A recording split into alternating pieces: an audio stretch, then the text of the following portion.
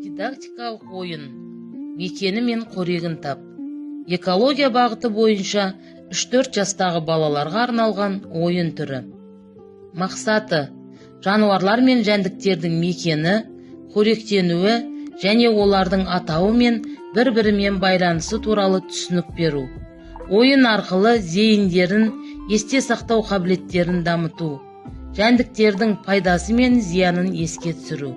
Табиғаттың бір бөлігі жануарларды қамқорлыққа алуға тәрбиелеу. Ойынның құрал жабдығы: Лулия шеңбері. Ойын шарты: Лулия шеңберінде бейнеленген табиғаттағы тіршілік иелерінің қайда мекен ететінін және немен қоректенетінін дөңгелекті айналдыру арқылы табу.